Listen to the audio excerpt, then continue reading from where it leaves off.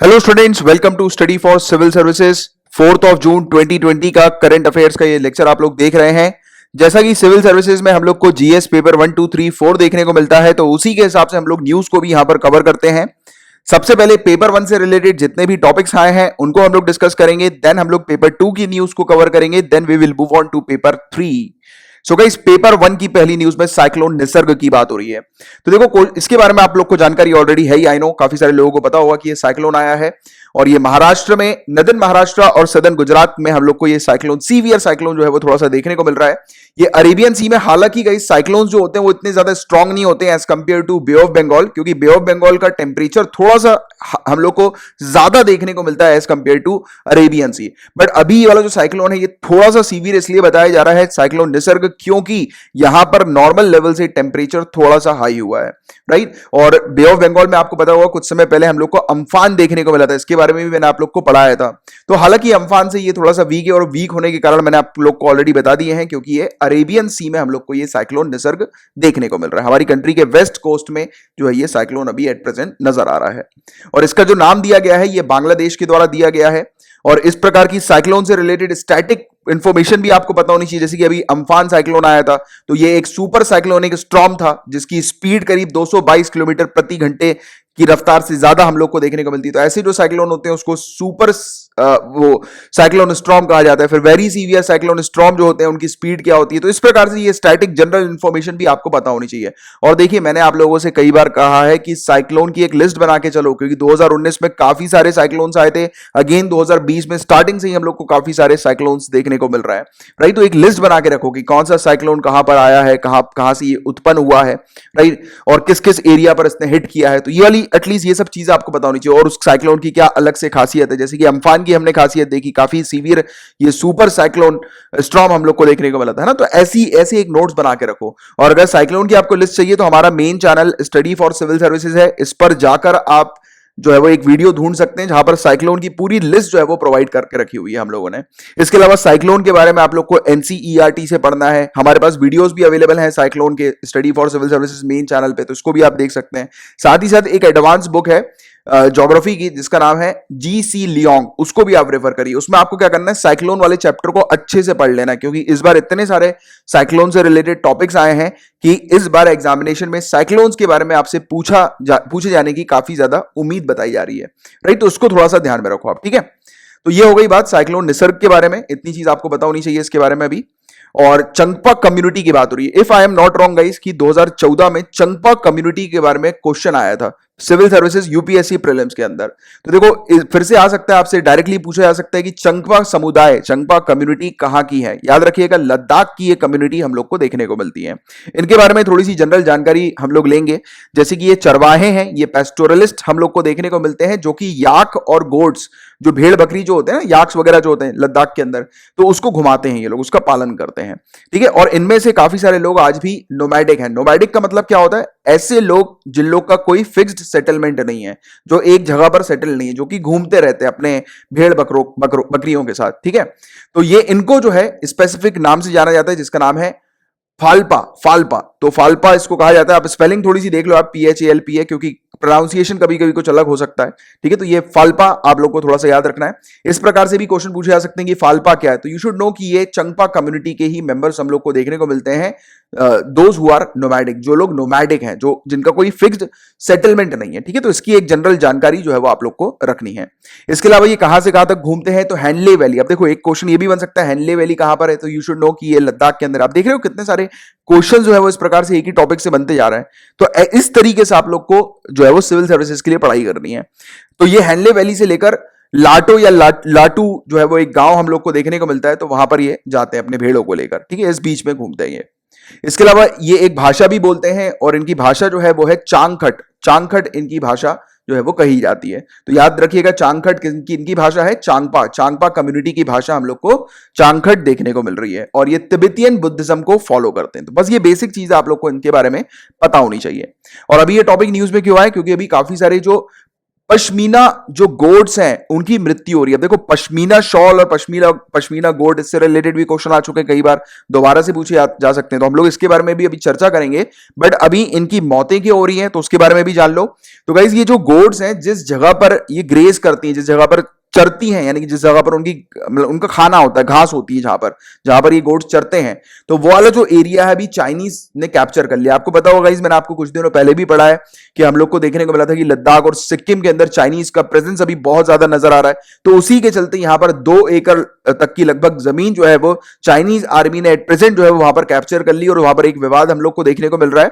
तो उसको लेकर ये जो चरवाहे हैं ये अपने बकरियों को, याक को जो है वो, या फिर पश्मीना गोड्स को जो है वो वहां पर लेकर नहीं जा पा रहे चराने के लिए, और उसके चलते काफी सारे गोड्स की मृत्यु जो है वो हो चुकी है। तो ये एक जनरल इंफॉर्मेशन इसके बारे में आपको पता होनी चाहिए कि न्यूज में क्या आई थी। बट बाकी ये चंगपा कम्युनिटी के बारे में एक इंफॉर्मेशन होनी चाहिए जिससे रिलेटेड एग्जामिनेशन में क्वेश्चन पूछा जा सकता है। इसके अलावा हम लोग पश्मीना गोट की बात करेंगे, या फिर इसको चंगथंगी गोट के नाम से भी जाना जाता है। ठीक है, तो ये वाली चीज भी आप लोग को थोड़ी पता होनी चाहिए। तो ये जो बकरी है गाइस, ये एक कश्मीरी बकरी हम लोग को देखने को मिलती है, कश्मीरी गोट है ये, राइट, जो कि लद्दाख के अंदर हम लोग को देखने को मिलती है। इससे इसका जो वूल जो होता है वो पश्मीना शॉल बनाया जाता है इसके वूल से, इसके ऊन जो होते हैं ना इसके, तो उसका पश्मीना शॉल बनता है, और पश्मीना शॉल से रिलेटेड कई बार एग्जामिनेशन में क्वेश्चन आ भी चुके हैं। और एक और चीज याद रखिएगा, BIS, bureau of Indian standard, इसके बारे में कुछ दिनों पहले हम लोगों ने पढ़ा, कुछ महीनों पहले हम लोगों ने बात करी थी इसके बारे में कि ब्यूरो ऑफ इंडियन स्टैंडर्ड जो है गाइस, उन्होंने रिसेंटली एक इंडियन स्टैंडर्ड पब्लिश किया था। किस पर्पस के लिए? कि पश्मीना के जितने भी प्रोडक्ट्स होते हैं तो उनकी प्योरिटी को क्लैरिफाई करने के लिए, उस प्रोडक्ट को आइडेंटिफाई करने के लिए उसके ऊपर मार्किंग की गई और उसकी लेबलिंग की गई, और उसको लेकर एक इंडियन स्टैंडर्ड जो है वो पब्लिश किया था BIS के द्वारा। क्योंकि कई बार हम लोग को देखने को मिल रहा है कि इस प्रकार का फ्रॉड भी चल रहा है, अलग अलग लोग पश्मीना शॉल को बोलकर कुछ तो भी बेच रहे हैं, राइट, लोगों को लूट रहे हैं। तो ऐसी चीजें ना हो, इसलिए BIS ने एक इंडियन स्टैंडर्ड जो है वो पब्लिश किया था, राइट। तो ये इसके बारे में भी आपको एक जानकारी होनी चाहिए। इसके अलावा ये जो बकरियां जो है गाइस, ये लद्दाख में के अंदर हम लोग को देखने को मिलता है कि एक एरिया है जहां पर मतलब ऑब्वियस ही बात है कि इतनी ऊपर हम लोग को जो देखने को मिलता है, हाई अल्टीट्यूड पे ये एरिया जहां पर ये गोड्स रहती हैं, तो उनका जो टेम्परेचर होता है वो -20 डिग्री सेल्सियस का हम लोग को देखने को मिलता है, और वहां पर जो घास होती है उसको खाकर ये सर्वाइव करती हैं। और अभी क्या हो गया है, एट प्रेजेंट उनका जो एरिया है जहां पर घास उगती है, तो वहां पर चाइनीज का प्रेजेंस है, तो उसको लेकर वो चरवाहे वहां पे जा नहीं पा रहे हैं, बड़ी दिक्कत आ रही है। तो उसके चलते ये सब गोड्स की मौत हो रही है काफी ज्यादा, राइट। तो मतलब भूख के मारे, तो ये वाली चीज यहां पर बताई गई है। ठीक है, तो इसके बारे में एक जानकारी होनी चाहिए। अभी देखो चाइनीज के प्रेजेंस की हम लोग बात करी कि हम लोग को चाइनीज का प्रेजेंस यहां पर देखने को मिल रहा है। ये वाला जो एरिया हम लोग को देखने को मिल रहा है चुमर में, चुमर नाम की एक जगह है, चुमूर नाम की जगह है। वैसे ही यहां पर अब एक जगह हम लोग को डेप्सांग नाम की देखने को मिलती है, डेप्सांग प्लेन इसको कहा जाता है। ठीक है, ये वाली एरिया जो है वो यहां पर हम लोग को देखने को मिलता है, ये ऊपर वाले एरिया में, ठीक है, लद्दाख के डेप्सांग। ठीक है, और 1962 का जब इंडिया चाइनीज वॉर हम लोग को देखने को मिला था, इंडिया चाइनीज युद्ध जो हम लोग को देखने को मिला था, तो उस समय चाइनीज आर्मी ने काफी सारा एरिया जो है वो इसका, इस प्लेन का, डेप्सांग प्लेन का, या फिर मैं बोलूं कि डेप्सांग का जो मैदान था उसका काफी सारा एरिया इन्होंने कैप्चर कर लिया था, अपने कंट्रोल में ले लिया था। और इंडिया के पास जो कंट्रोल है इस एरिया का, वो वेस्टर्न पोर्शन का कंट्रोल है, जो कि हम लोग को लद्दाख में देखने को मिलता है। ठीक है, तो याद रखिएगा, क्वेश्चन ये भी बनेगा, अगर डेप्सांग कहां पर है तो याद रखिएगा लद्दाख के अंदर हम लोग को एक प्लेन देखने को मिलता है, और ये LAC के अंदर हम लोग को देखने को मिलता है, इंडिया और चाइना की बॉर्डर पर हम लोग को देखने को मिलता है, राइट। तो ये वाली चीज एक आपको इसके बारे में जानकारी होनी चाहिए, इससे रिलेटेड ज्योग्राफी वगैरह में पेपर 1 में आपसे क्वेश्चन पूछे जा सकते हैं, राइट। और देखिए गाइस, अब पेपर 1 से रिलेटेड इतने ही टॉपिक्स थे। नाउ हम लोग पेपर 2 के टॉपिक्स की तरफ आगे बढ़ रहे हैं। पेपर 2 की पहली न्यूज में बताया जा रहा है कि RPF, रेलवे प्रोटेक्शन फोर्स, ने अभी रिसेंटली बताया है कि श्रमिक ट्रेन्स, आपको पता होगा कि अभी श्रमिक ट्रेन्स हम लोग को देखने को मिली है, जहां पर जो फंसे हुए जो लेबर्स वगैरह जो है, जो वर्कर्स, माइग्रेंट वर्कर्स जो हैं, तो उनको अपने अपने गांव, अपने अपने घरों में पहुंचाया जा रहा है श्रमिक ट्रेन के थ्रू। तो यहां पर बताया गया कि श्रमिक ट्रेन के अंदर 80 लोगों की मृत्यु हुई है जब से श्रमिक ट्रेन चली है, तब से अभी तक 80 लोगों की मृत्यु है, मोर देन 80 जो है वो ये रिकॉर्ड हम लोग को देखने को मिला है।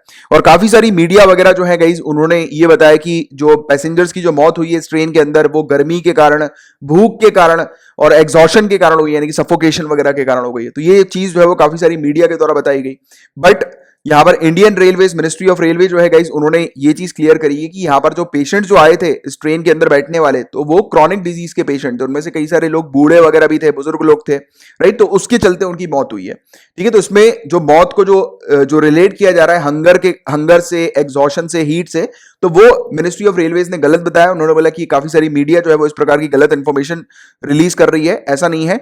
मेन चीज ये इन्होंने बताई कि काफी सारे लोग जिनकी मौत हुई है इसमें, उनकी मौत क्रॉनिक डिजीज के चलते हुई, वो क्रॉनिक डिजीज के पेशेंट थे और बुजुर्ग लोग भी थे काफी सारे, तो उनकी नेचुरल डेथ भी यहां पर बताई गई है। अब देखिए, ये सब चीजें तो मिनिस्ट्री ऑफ रेलवेज बता रही है, मीडिया कुछ और बता रही है, तो उस पर आप लोग को एक जानकारी होनी चाहिए। इस प्रकार का विवाद चल रहा है, बट मेनली जिस चीज पर हम लोग सिविल सर्विसेज की जो आप तैयारी कर रहे हो उस पर जो फोकस करेंगे वो एनएचआरसी है, नेशनल ह्यूमन राइट्स कमीशन, क्योंकि ह्यूमन राइट से रिलेटेड काफी कुछ क्वेश्चंस प्रीलिम्स में भी आते हैं, मेंस में भी आते हैं। तो एनएचआरसी के बारे में आपको प्रॉपर चीज पता होनी चाहिए, क्योंकि अभी एनएचआरसी ने एक नोटिस जो है वो जारी किया है इस पूरे मामले को लेकर, ठीक है। तो इसलिए हम लोग को ये टॉपिक एनएचआरसी का देखने को मिलेगा, जिस पर हम लोग बात करेंगे। हालांकि एनएचआरसी गाइस, ये जो टॉपिक है ये ऑलरेडी मैं आप लोग को कुछ दिनों पहले, जो डेली टेस्ट सीरीज अभी एट प्रेजेंट चल रही है रात में 8 बजे आप लोगों के लिए, जो मैं प्रिपेयर करता हूं, तो उसमें मैं ऑलरेडी आप लोग से ये जो है वो पूछ चुका हूं। एनएचआरसी आप लोग को प्रिपेयर करने के लिए मैंने कहा भी था। जो डेली टेस्ट सीरीज फॉलो करते होंगे उनको पता होगा, रोज रात में 8 बजे आती है, उसका एडवांस में मैंने टाइम टेबल दे चुका है कल तक के लिए, 5 जून तक के लिए। 5 जून के बाद फिर मैं एक नया टाइम टेबल आपको प्रोवाइड कराऊंगा। मैंने 5 जून इसलिए डिसाइड करके रखा है क्योंकि 5th ऑफ जून को, कल के दिन जो है वो बताएंगे यूपीएससी की फाइनल डेट जो है वो यूपीएससी प्रीलिम्स 2020 की कब आने वाली है, राइट। तो अब देखते हैं कल बताएंगे कि नहीं बताएंगे, या फिर और डिले होगा, उसके बारे में भी आइडिया नहीं है। अब देखेंगे, जब कमीशन जो है वो हम लोग को बताएगा उसके बाद बात करेंगे। अच्छा, one more thing I want to tell you guys, कि आप लोगों में से काफी सारे लोगों ने लिखा था कि कल जो टेस्ट सीरीज जो थी, यानी कि इसके बाद जो टेस्ट जो आपका 2 मिनट का शुरू होता है, आपको पता होगा कि 2-3 दिन से हम लोगों ने शुरू किया है कि इस वीडियो जैसे ही मैं आप लोग को बाय बाय बोलता हूं, फिर आपको एक 2 मिनट का टेस्ट जो है वो मिलता है। तो वो वाले जो टेस्ट है ना गाइस, वो मैं प्रिपेयर नहीं करता हूं, वो हमारी टीम प्रिपेयर करती है। मेरे द्वारा जो प्रिपेयर किए जाते हैं वो रात में जो डेली टेस्ट सीरीज जो मैं प्रोवाइड कराता हूं, वो मैं वाले क्वेश्चन प्रिपेयर करता हूं, मैं ही आप लोग से वो चीज कंडक्ट करता हूं, मैं पूछता हूं। बट बाकी इसके बाद जो 2 मिनट की टेस्ट सीरीज होती है ना, वो हमारी टीम बनाती है। तो मैंने हालांकि आप लोग का मैसेज जो था वो उनको कन्वे कर दिया, क्योंकि उसमें मेरे ख्याल से कल के टॉपिक में कोई क्वेश्चन जो है वो जैनिज्म से रिलेटेड कुछ क्वेश्चन जो है वो गलत था, तो वो मैंने उनको शायद अभी बता दिया, ठीक है। मैंने उनको रिस्पॉन्ड कर दिया आप लोग के मैसेजेस देखने के बाद। तो हालांकि आप नीचे कमेंट बॉक्स पे लिखेंगे तो मैं उनको कन्वे कर दूंगा, बट मैं आप लोग को पहले क्लियर कर देता हूं कि वो टेस्ट सीरीज मेरे द्वारा नहीं बनाई जाती। मैं जो बनाता हूं वो रात में 8 बजे वाली टेस्ट सीरीज बनाता हूं, जिसको आप फॉलो कर सकते हैं। आप में से काफी सारे लोग जिनको नहीं पता है, तो आप लोग फॉलो कीजिएगा वाली टेस्ट सीरीज, वो काफी इंपॉर्टेंट है। उसमें एडवांस में मैं आप लोग को टाइम टेबल देता हूं, आपको प्रिपेयर करके आते हो, फिर वो आप चीज जो है वो पढ़ते हो। चलो एनीवेज, अब टाइम आपका और खराब नहीं करते हैं। एनएचआरसी से रिलेटेड ये जो टॉपिक है काफी ज्यादा इंपॉर्टेंट टॉपिक है। ये 2019 के अंदर protection of human rights amendment act जो हम लोग को देखने को मिला था 2019 का, तो उससे रिलेटेड ये क्वेश्चन आया है। और एनएचआरसी का, और एनएचआरसी जो है वो काफी ज्यादा हम लोग को प्रीलिम्स वगैरह में ऑलरेडी देखने को मिलता है। ह्यूमन राइट्स से रिलेटेड क्वेश्चंस प्रीलिम्स में आते ही आते हैं। तो एनएचआरसी आप लोग को काफी अच्छे से प्रिपेयर करना है। अपडेटेड जो एनएचआरसी है उसको प्रिपेयर करना है, क्योंकि जो अमेंडमेंट हुआ है ह्यूमन राइट का, protection of human rights amendment act जो हम लोग को देखने को मिला है 2019 का, तो उसमें एनएचआरसी में ही चेंजेस किए गए हैं, ठीक है। तो एनएचआरसी के चेयरमैन कौन होते हैं गाइस? तो ये हमारे honourable chief justice of India होते हैं, plus chief justice of high court नहीं, हमारे ऑनरेबल सुप्रीम कोर्ट के जज। और इसी चीज को अभी ऐड किया गया, ऑनरेबल सुप्रीम कोर्ट के जज भी एज अ चेयरमैन की पोस्ट पे हम लोग को देखने को मिल सकते हैं एनएचआरसी के अंदर। तो ये अमेंडमेंट के अंदर लाया गया है। तो पहला स्टेटमेंट जो हो गया वो गलत हो गया। अब एनएचआरसी में गाइस टोटल होते हैं 6 मेंबर्स, 5 मेंबर्स प्लस एक चेयरमैन हम लोग को देखने को मिलते हैं। इसमें कहा गया है कि 3 मेंबर जो होते हैं एनएचआरसी के, वो ऐसे होते हैं जिनके पास ह्यूमन राइट्स की फील्ड का एमिनेंट नॉलेज होना चाहिए, जिनको ह्यूमन राइट्स की फील्ड के बारे में जानकारी होनी चाहिए। और इन 3 मेंबर में से एक महिला होनी चाहिए। और जो पुराना जो कानून जो था गाइस, उसमें 1993 का जो कानून था, तो उसमें ये चीज मौजूद थी कि इसमें 2 मेंबर्स होनी चाहिए और इसमें महिला का कुछ जो है वो नहीं लिखा गया था। बट अभी जो अमेंडमेंट आया है उसमें ये चीज मैंडेटरी कर दी गई है कि ये 3 मेंबर्स की बॉडी होगी, यानी कि इसमें 6 मेंबर में से टोटल इंक्लूडिंग चेयरमैन 3 मेंबर्स होंगे ऐसे जिनको ह्यूमन राइट्स का नॉलेज होगा, और उन 3 मेंबर में से एक जो है वो महिला होनी चाहिए, ठीक है। तो ये चीज हम लोग को नए अमेंडमेंट में देखने को मिली, और इसका जो करेक्ट आंसर हो गया वो आप लोग के लिए सेकंड 2 ओनली जो है वो इसका करेक्ट आंसर है, राइट। अब देखिए एनएचआरसी के बारे में और कुछ बात करें, जैसे कि एक स्टैट्यूटरी बॉडी है। अक्सर क्वेश्चन इस प्रकार के बन जाते हैं कि ये फलाना बॉडी कॉन्स्टिट्यूशनल बॉडी है या स्टैट्यूटरी बॉडी है। तो ये एक स्टैट्यूटरी बॉडी है। स्टैट्यूटरी बॉडी यानी कि किसी कानून के द्वारा बनाई गई बॉडी है। तो यस, ये protection of human rights act 1993 के द्वारा बनाई गई है। 12 अक्टूबर 1993 को ये एस्टैब्लिश की गई थी। और ये इस कानून के अंदर यानी कि ये protection of human rights act जो है, इसके अंदर एक प्रोविजन हम लोग को ये भी देखने को मिलता है कि स्टेट ह्यूमन राइट कमीशन भी होना चाहिए। स्टेट लेवल पर एक स्टेट ह्यूमन राइट कमीशन भी जो है वो क्रिएट किया जाता है। इसके अलावा ये एनएचआरसी का काम क्या होता है? ह्यूमन राइट्स को प्रोटेक्ट करना और प्रमोट करना। इसके अलावा ये कमीशन एक मल्टी मेंबर बॉडी हम लोग को देखने को मिलती है, जिसके बारे में मैंने आपको बताया था कि इसके टोटल 6 मेंबर्स होते हैं, 5 मेंबर प्लस 1 चेयरमैन, राइट। इसके अलावा इसके जो चेयरमैन होते हैं वो मैंने भी आपको बता ही दिया कि retired chief justice of India या फिर ऑनरेबल सुप्रीम कोर्ट के जज हम लोग को देखने को मिलते हैं। और इनको जो अपॉइंट किया जाता है वो हमारे ऑनरेबल प्रेसिडेंट के द्वारा अपॉइंट किया जाता है। और किसके रिकमेंडेशन पर? तो एक कमेटी बनाई जाती है जिनकी रिकमेंडेशन पर ये जो है वो अपॉइंट किए जाते हैं चेयरमैन और मेंबर्स। और ये जो कमेटी है गाइस, इसके हेड होते हैं हमारे ऑनरेबल प्राइम मिनिस्टर। इसके अलावा स्पीकर ऑफ लोकसभा मेंबर के तौर पर होते हैं। डेप्यूटी चेयरमैन होते हैं राज्यसभा के लीडर ऑफ अपोजिशन, हम लोग को दोनों हाउसेस के देखने को मिलते हैं। और साथ ही साथ यूनियन होम मिनिस्टर भी इसके मेंबर होते हैं। तो ये वाली चीज आप याद रखिएगा, ये जो कमेटी है ये रिकमेंड करती है कि किसको जो है वो बनाना है, मतलब किसको एनएचआरसी के मेंबर्स और चेयरमैन घोषित करना है, ठीक है। तो ये वाली चीज आप लोग को थोड़ी सी पता होनी चाहिए इसके बारे में, एक जनरल जानकारी। इसके अलावा इनके मेंबर्स जो होते हैं एनएचआरसी के, उनका टेन्योर कितना होता है? तो 3 सालों का उनका टेन्योर होता है, या फिर मैक्सिमम एज 70 ईयर्स तक का इनका टेन्योर हम लोग को देखने को मिलता है। इन दोनों में से जो भी पहले आ जाए तो उतना इनका टेन्योर माना जाता है, कार्यकाल माना जाता है, ठीक है। और हमारे ऑनरेबल प्रेसिडेंट ऑफ इंडिया इनको रिमूव कर सकते हैं ऑफिस से, ठीक है। तो ये वाली चीज हम लोग को इनके बारे में, एनएचआरसी के बारे में देखने को मिलती है। हालांकि लक्ष्मीकांत को एक बार आप जाके देखिएगा, लक्ष्मीकांत के अंदर एनएचआरसी को और थोड़ा सा डिटेल में पढ़ लीजिएगा, क्योंकि इससे रिलेटेड इस बार क्वेश्चन आने की संभावना है। अब देखिए नेक्स्ट टॉपिक में बताया जा रहा है कि एशियन डेवलपमेंट बैंक और इंडिया के बीच में एक एग्रीमेंट हुआ है, और ये 177 मिलियन यूएस डॉलर का एग्रीमेंट है, जिस एग्रीमेंट के तहत महाराष्ट्र के अंदर रोड बनाए जाएंगे। महाराष्ट्र के अंदर रोड बनाने को लेकर, रोड कंस्ट्रक्शन को लेकर ये एग्रीमेंट हम लोग को देखने को मिल रहा है। महाराष्ट्र के अंदर जो स्टेट हाईवेज हैं, यानी कि महाराष्ट्र स्टेट के हाईवे और जो मेजर डिस्ट्रिक्ट रोड जो है उसको अपग्रेड किया जाएगा, उसका कंस्ट्रक्शन होगा और मरम्मत वगैरह हम लोग को, मेंटेनेंस वगैरह उसके रोड की देखने को मिलेगी। उसको लेकर ये इतना लोन जो है वो हम लोग को इंडिया और एशियन डेवलपमेंट बैंक का देखने को मिल रहा है। और ये प्रोजेक्ट का काम क्या होगा गाइस? ये कनेक्टिविटी इंप्रूव करेगा, रोड्स वगैरह अच्छे बन जाएंगे।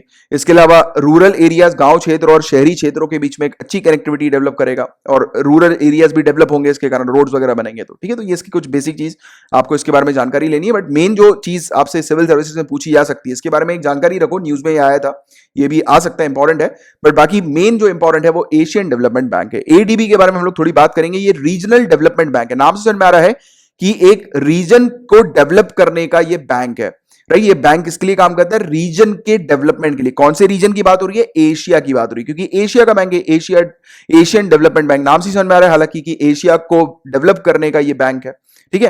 ये एस्टैब्लिश हुआ था 1966 में। इसका हेडक्वार्टर हम लोग को फिलीपींस में देखने को मिलता है। इसका काम यही है कि एशिया के अंदर इकोनॉमिक और सोशल डेवलपमेंट हो, और उसको ये प्रमोट करती है।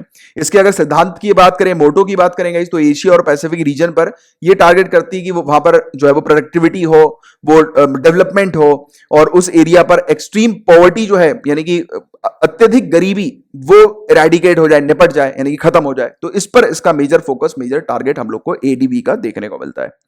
इसके अलावा आगे बात करें और एडीबी के बारे में कि ये हार्ड लोन्स और सॉफ्ट लोन्स ऑफर करती है। अब देखो क्वेश्चन इस प्रकार के ही बन सकते हैं कि हार्ड लोन क्या होता है, सॉफ्ट लोन क्या होता है।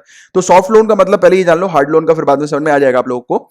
तो ये क्या करती है, जो गरीब देश होते हैं, पुअर कंट्रीज जो होती हैं, उनको मार्केट रेट से कम इंटरेस्ट पर लोन ऑफर करती है, that is called soft loan, ठीक है। ऐसा लोन जो कि मार्केट रेट से कम इंटरेस्ट पर ऑफर किया जाए, that is called soft loan, और ये गरीब देशों को ऑफर किया जाता है।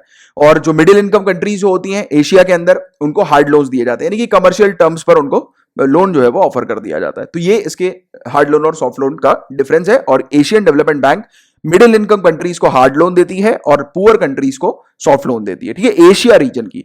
और सबसे बड़ी 5 कंट्रीज जो कि सबसे ज्यादा बोरो करती हैं एशियन डेवलपमेंट बैंक से, वो है चाइना, इंडिया, पाकिस्तान, इंडोनेशिया और बांग्लादेश, ठीक है। तो इसके बारे में भी एक जानकारी आपको होनी चाहिए, राइट। अब बात करेंगे एनसीएमसी के बारे में, नेशनल क्राइसिस मैनेजमेंट कमेटी के बारे में। तो गवर्नमेंट ऑफ इंडिया ने अभी इस कमेटी को सेटअप किया है। इस कमेटी के जो चेयरमैन होंगे वो कैबिनेट सेक्रेटरी होंगे, यानी कि एक आईएएस ऑफिसर हम लोग को देखने को मिलेंगे। इसके अलावा इस कमेटी का काम क्या होगा कि डिजास्टर मैनेजमेंट को लेकर एक कंट्रोल और कोऑर्डिनेशन करने का इसका काम होगा, कमांड करने का काम होगा, मॉनिटर करने का काम होगा, और ये डायरेक्शंस देगी क्राइसिस मैनेजमेंट ग्रुप को जब भी आवश्यकता पड़ेगी तब। तो देखिए बेटर जो मैनेजमेंट के लिए बेटर क्राइसिस मैनेजमेंट के लिए ये कमेटी जो है वो बनाएगी। हालांकि नाम से ही समझ में आ रहा है क्राइसिस मैनेजमेंट, जितने भी डिजास्टर वगैरह जो होते हैं, इमरजेंसी वाली सिचुएशन जो आती है, तो उसको और अच्छी तरह से मैनेज करने के लिए ये कमेटी हम लोग को देखने को मिल रही है। आप जान रहे हो गाइस कि कुछ समय से हमारी कंट्री के अंदर बहुत ही ह्यूज डिजास्टरस सिचुएशन हम लोग को देखने को मिल रही है।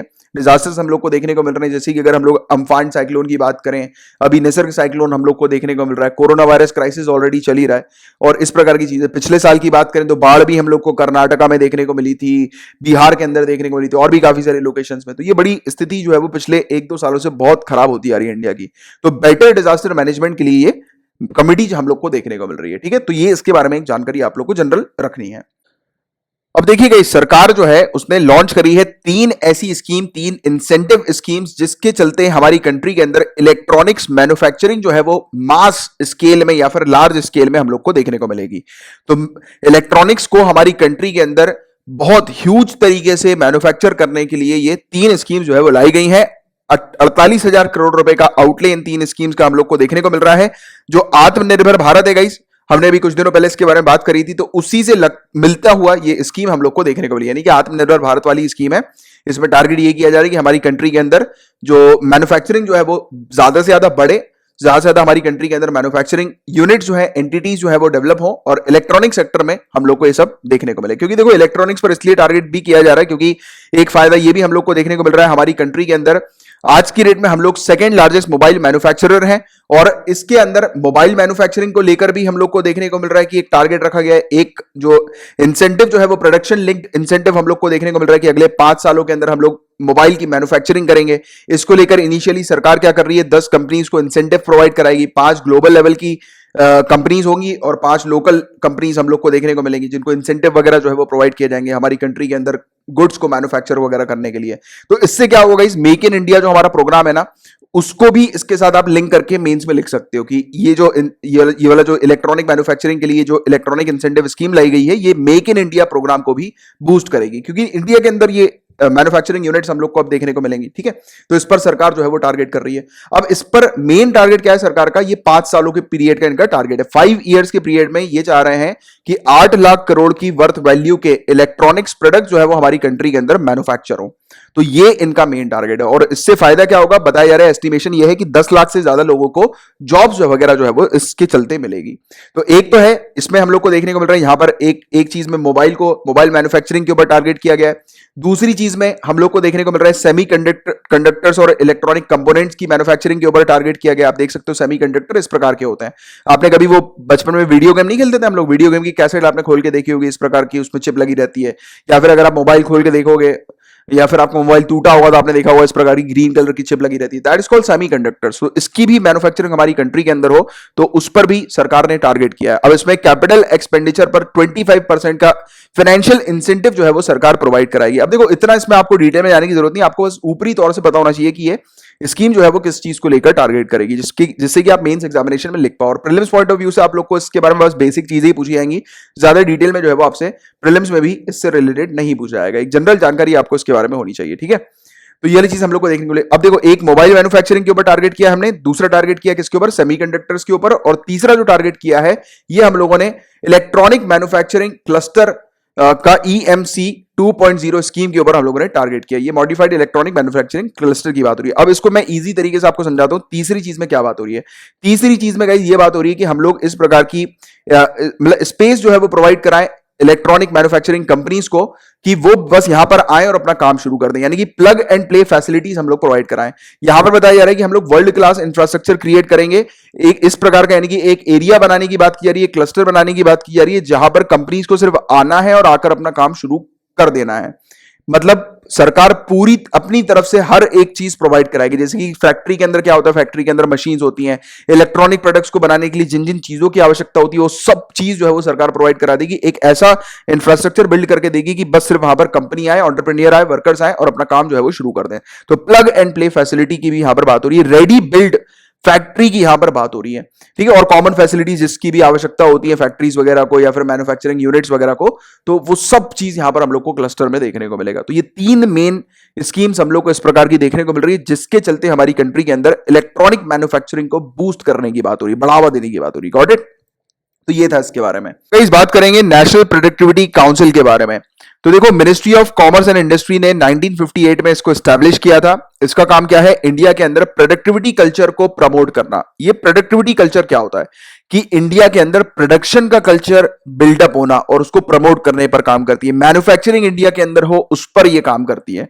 ठीक है, मैन्युफैक्चरिंग को बूस्ट करने के ऊपर, सिंपली बस ये चीज याद रखो, प्रोडक्शन यानी कि मैन्युफैक्चरिंग। तो प्रोडक्शन कल्चर को प्रमोट करने का काम इस काउंसिल का हम लोग को इंडिया के अंदर देखने को मिलता है। ये एक autonomous multi party non profit organisation है। इसमें हम लोग को काफी सारे ऑर्गेनाइजेशन के रिप्रेजेंटेटिव, जैसे कि एम्प्लॉयर्स के जो ऑर्गेनाइजेशन होते हैं उसके रिप्रेजेंटेटिव देखने को मिल जाएंगे, वर्कर्स के जो ऑर्गेनाइजेशन होते हैं उसके रिप्रेजेंटेटिव देखने को मिल जाएंगे, जो गवर्नमेंट एजेंसीज वगैरह के रिप्रेजेंटेटिव हम लोग को देखने को मिल सकते हैं। यहाँ पर टेक्निकल और प्रोफेशनल इंस्टीट्यूशंस के भी रिप्रेजेंटेटिव आते हैं और भी काफी अलग अलग फील्ड के रिप्रेजेंटेटिव इसमें इस काउंसिल के अंदर हम लोग को देखने को मिलते हैं। ठीक है, इसके अलावा एनपीसी जो है गाइस, ये टोक्यो के अंदर एक एशियन प्रोडक्टिविटी ऑर्गेनाइजेशन हम लोग को देखने को मिलती है और इस एशियन प्रोडक्टिविटी ऑर्गेनाइजेशन की इंडिया भी फाउंडिंग मेंबर है और ये एक प्रकार की इंटर गवर्नमेंटल बॉडी है। इसका काम क्या है? एशिया लेवल पर प्रोडक्टिविटी को इंप्रूव करना है। एशिया लेवल पर वही मैन्युफैक्चरिंग को प्रमोट करने का इसका मेजर काम होता है।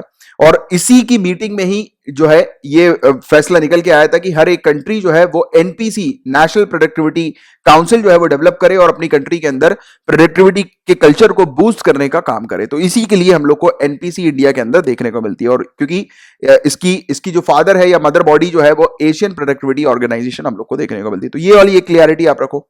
इसके अलावा एनपीसी का काम क्या होता है गाइस? तो ये काफी कुछ मतलब मिलकर जो है वो काम करती है। तो ये जो मैंने रिप्रेजेंटेटिव के बारे में आपको बताया, तो ये सब लोग यहाँ पर रहते हैं और इनके साथ जो है वो मिलकर जो भी प्रॉब्लम्स आ रही होती है मैन्युफैक्चरिंग की फील्ड में, प्रोडक्टिविटी की फील्ड में, उसको डिस्कस किया जाता है और उस प्रॉब्लम का आउटकम जो है वो निकाला जाता है। तो प्रोडक्टिविटी को एक्सेलरेट करने का इनका काम होता है, प्रॉफिट्स को इंक्रीज करने का काम होता है, कॉम्पिटिटिवनेस जो है वो बढ़े, राइट, यानी कि हेल्दी कंपटीशन जो है वो डेवलप हो मैन्युफैक्चरिंग की फील्ड में, प्रोडक्शन की फील्ड में, तो उस पर काम किया जाता है। सेफ्टी के ऊपर फोकस किया जाता है, बेटर क्वालिटी के प्रोडक्ट्स वगैरह डेवलप हो कंट्री के अंदर, उस पर भी फोकस किया जाता है, उसको ये इंश्योर करती है, राइट। और भी इसके काफी सारे काम हम लोग को देखने को मिलते हैं। आपको इसके बारे में एक जनरल जानकारी जो है वो होनी चाहिए, राइट। और ये टॉपिक हम लोग को न्यूज में इसलिए देखने को मिला है क्योंकि कॉमर्स एंड इंडस्ट्री मिनिस्टर ने अभी रिसेंटली एनपीसी को कहा है कि वो काम करें इंडस्ट्रीज के साथ, स्मॉल मीडियम एंड एंटरप्राइजेस के साथ और भी यानी कि दूसरे ऑर्गेनाइजेशन के साथ मिलकर जो है वो काम करें। तो ये इस पर जो है वो टारगेट किया गया। वो इसलिए किया गया क्योंकि देखो आज की डेट में हम लोग MSME, micro small and medium enterprises को बढ़ाने के लिए काम कर रहे हैं, टारगेट कर रहे हैं। और अभी आपने प्रीवियस उसमें भी देखा, स्लाइड में भी, प्रीवियस टॉपिक्स में हम लोगों ने इलेक्ट्रॉनिक्स के प्रोडक्शन की बात करी थी कि हमारी कंट्री के अंदर ज्यादा से ज्यादा इलेक्ट्रॉनिक का प्रोडक्शन हो, लार्ज स्केल पर प्रोडक्शन हो, मैन्युफैक्चरिंग हो, राइट। तो कहीं ना कहीं से अभी आप क्या देख रहे हो कि सरकार का जो ऑब्जेक्टिव है, एम जो है वो किसके ऊपर है? मैन्युफैक्चरिंग के ऊपर। आत्मनिर्भर भारत के बाद से हम लोगों ने मैन्युफैक्चरिंग के ऊपर बहुत तेजी से ध्यान देना शुरू कर दिया। हालांकि सरकार ने 2015 से ही मैन्युफैक्चरिंग की फील्ड में बहुत ज्यादा ध्यान देना शुरू कर दिया था और उसके अलग अलग प्रोजेक्ट्स, अलग अलग स्कीम्स हम लोग को देखने को मिल रही थी। तो इसीलिए आप अपने अब से मेंस का जो एग्जामिनेशन में या फिर मेंस का जो आंसर की जवाब प्रैक्टिस करते हैं तो आप मेंशन मैन्युफैक्चरिंग के ऊपर भी जो है वो करेंगे, यानी कि आपके आंसर में मैन्युफैक्चरिंग भी रिफ्लेक्ट होनी चाहिए सरकार के one of the important objectives में से। क्योंकि देखो अभी हम लोग इतनी सारी स्कीम्स जो देख रहे हैं, इतनी सारी चीजें जो देख रहे हैं, वो किसके ऊपर बेस्ड है? मैन्युफैक्चरिंग के ऊपर बेस्ड है। सरकार का मेन टारगेट किसके ऊपर है? मैन्युफैक्चरिंग के ऊपर है। तो इस चीज को ध्यान रखते हुए अपना आंसर लिखिएगा, राइट। तो ये वाली बात इसके बारे में हो गई और पेपर 2 से रिलेटेड सिर्फ इतने ही टॉपिक्स थे। नाउ हम लोग पेपर 3 के टॉपिक्स की तरफ आगे बढ़ रहे हैं। तो गाइस, इम्यूनिटी को बूस्ट करने के लिए, इम्यूनिटी को बढ़ावा देने के लिए एक फंगल पाउडर हम लोग को देखने को मिल रहा है जिसको बोडोलैंड यूनिवर्सिटी ने डेवलप किया है। ये पाउडर जो है वो एक पैरासिटिक है, यानी कि एक पैरासिटिक से बनाया गया है, यानी कि पैरासाइट से बनाया गया है और ये एक रेयर सुपर मशरूम है जिसको कॉर्डिसिप्स मिलिटैरिस के नाम से जाना जा रहा है। इस प्रकार का ये दिखता है और इसमें काफी सारी खासियत इस मशरूम के अंदर है, सुपर मशरूम के अंदर। ये रेयर सुपर मशरूम जो है वो जिसको कहा जाता है, जैसे कि इसके अंदर एंटी एजिंग की प्रॉपर्टीज है, एंटी वायरल प्रॉपर्टीज है, एनर्जी और इम्यूनिटी को बूस्ट करने के इसके अंदर इफेक्ट्स हम लोग को देखने को मिलते हैं।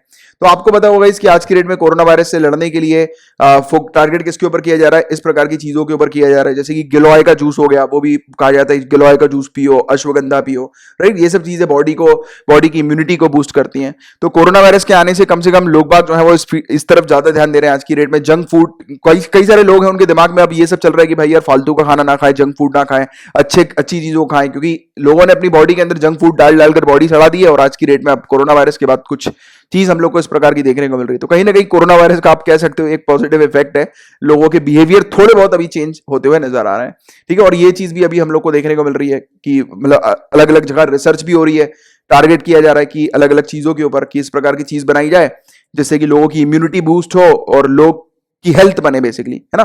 तो ये एक सुपर मशरूम है, इसके बारे में पता होना चाहिए क्योंकि एग्जाम में इस प्रकार की चीजें पूछी जा सकती है कि सुपर मशरूम अभी न्यूज में था, ये क्या है, और या फिर कॉर्डिसेप्स मिलिटरीज न्यूज में था, क्या है। तो आपको पता होना चाहिए एक पैरासिटिक हम लोग को स्पीसीज देखने को मिलती है, उससे जो है ये बनाई जाती है। एक पाउडर अभी भी रिसेंटली बनाया गया है, फंगल पाउडर, और ये जो है वो इम्यूनिटी वगैरह को बूस्ट करने के लिए लाया गया। और धरती के अंदर 400 से ज्यादा स्पीसीज हम लोग को कॉर्डिसेप्स की देखने को मिलती हैं।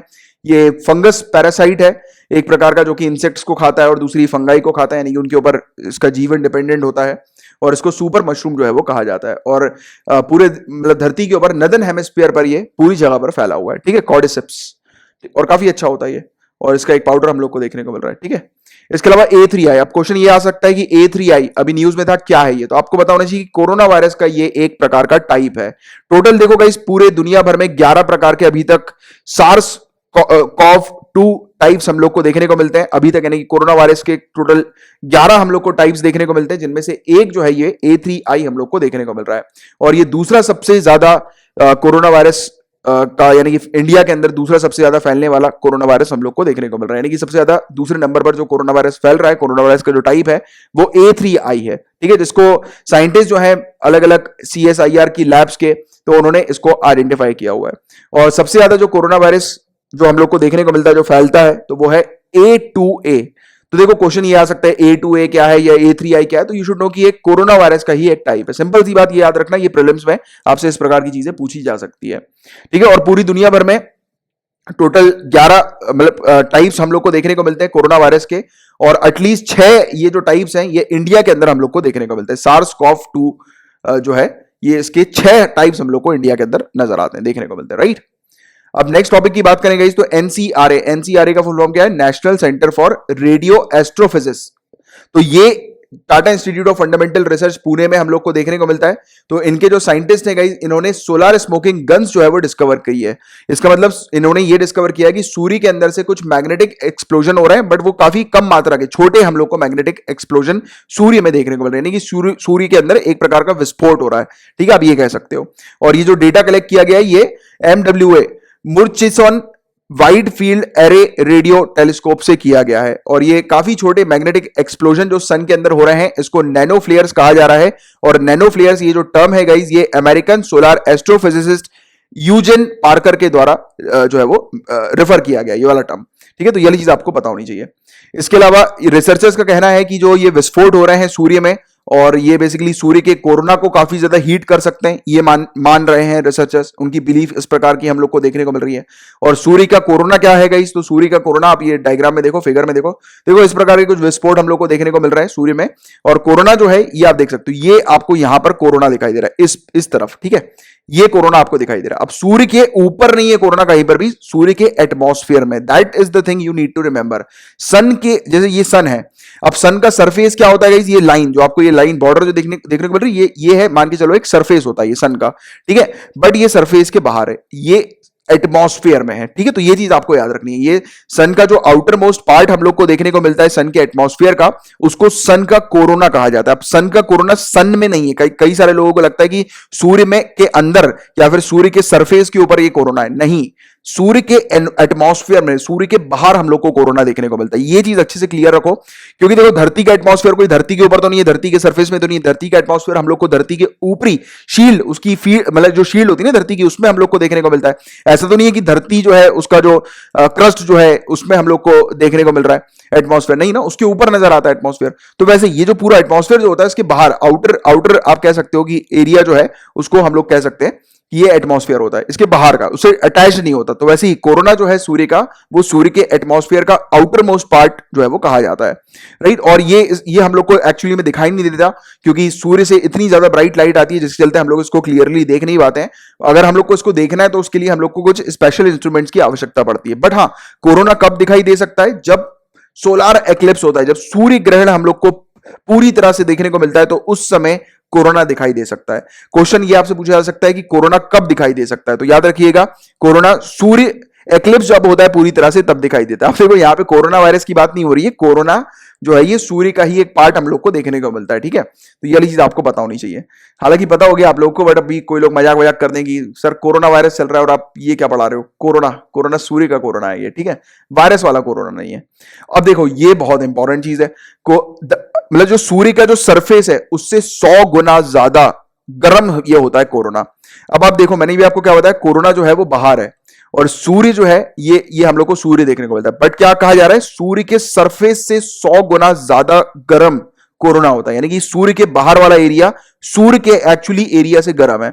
अब ऐसा क्यों है तो गाइस उसके बारे में कुछ नहीं पता है, उससे रिलेटेड अभी रिसर्च चल रही है, बट ये चीज पता है कि कोरोना सूर्य के सरफेस से बहुत ज्यादा गर्म होता है, ठीक है। ये क्लियरिटी आप रखो अपने माइंड में। और अभी जो है वो यहाँ पर कुछ मैग्नेटिक विस्फोट, मैग्नेटिक एक्सप्लोजन हम लोग को देखने को मिल रहे हैं जो कि पुणे के रिसर्चर्स के द्वारा रिकॉर्ड किए गए, इसलिए टॉपिक जो था वो न्यूज में था, राइट। और आज सिर्फ इतने ही टॉपिक्स थे और मैंने आपको जितने भी टॉपिक्स पढ़ाए हैं अगर अच्छे से क्लियर हुए हैं तो आप मेरे इस लेक्चर को आपके किसी भी सोशल मीडिया अकाउंट पे शेयर कर दीजिएगा। बट रुकिए कहीं जाइएगा नहीं, अभी आपको मैं कुछ होमवर्क्स दे रहा हूं, उसके बाद फिर आपको 2.5 मिनट का टेस्ट प्रोवाइड किया जाएगा। वो टेस्ट हमारी टीम ने बनाया है, वो मेरे द्वारा बनाया नहीं गया है, ठीक है। अब देखो ये जनरल स्टडीज के जो टॉपिक्स हैं, सबसे पहले मैंने आपको बताया कि साइक्लोन को तो आपको पढ़ना ही पढ़ना है अच्छे से, कहां से पढ़ना है वो भी मैंने आपको स्टार्टिंग में बताया हुआ है। इसके अलावा जो साइक्लोन, ये वाला क्वेश्चन हालांकि मैं पहले आप लोग को दे चुका हूं, कुछ दिनों पहले मैंने आपको ये वाला क्वेश्चन दिया था, अगेन मैं रिपीट कर रहा हूं, जिन बच्चों ने नहीं किया ये वाला क्वेश्चन जरूर कर लेना कि बे ऑफ बंगाल में क्यों हम लोग को साइक्लोन ज्यादा स्ट्रॉन्गर देखने को मिलते हैं एज कंपेयर टू अरेबियन सी, और बे ऑफ बंगाल में क्यों इतने ज्यादा साइक्लोन आते हैं, अरेबियन सी में क्यों कम साइक्लोन आते हैं, राइट। तो ये इसके बारे में आप लोग को एक अच्छे से अपना आंसर प्रिपेयर करके रखना है। One nation one ration card scheme के बारे में पढ़िए, कुछ दिनों पहले भी हम लोगों ने इसके बारे में थोड़ा बहुत डिस्कशन किया था और इसके बारे में हालांकि मैं आप लोग को पूरी चीज पढ़ा चुका हूं। और अभी ये टॉपिक न्यूज में इसलिए क्योंकि ओडिशा, सिक्किम और मिजोरम इसने one nation one ration card को ज्वाइन किया है। इसके अलावा CPEC, China Pakistan economic corridor के बारे में आप लोग को थोड़ा सा पढ़ना है। तो ये 4 टॉपिक्स पढ़िए, इनसे रिलेटेड हैंड रिटन नोट्स बनाइए और अगर आप ऐसा कर लेते हैं तो नीचे कमेंट बॉक्स में लिख दीजिएगा सर होमवर्क डन। और यदि आपने पहले ही ये चारों टॉपिक्स पढ़ चुके हैं तो अपने हैंड रिटन नोट्स को जाकर रिवाइज कीजिए और उसके बाद फिर लिख दीजिएगा सर होमवर्क डन, ठीक है। तो मुझे पता लग जाएगा आपने होमवर्क कंप्लीट कर लिया। और इंग्लिश और हिंदी में ये नोटिस लिखा हुआ है आप लोगों के लिए, होमवर्क करने से पहले इस नोटिस को पढ़ लीजिएगा। और सिविल सर्विसेज की तैयारी अगर आप लोग कर रहे हैं और आप चाहते हैं एक बेटर तरीके से तैयारी करना, तो हमारे पेड कोर्सेज भी अवेलेबल हैं काफी अफोर्डेबल प्राइजेस में, तो उनको भी आप ज्वाइन कर सकते हैं, जहां पर कंप्लीट प्रिपरेशन आपकी करवाई जाती है, पूरा स्टडी मटेरियल आपको प्रोवाइड किया जाता है और आपके ऊपर पर्सनल ध्यान जो है वो रखा जाता है।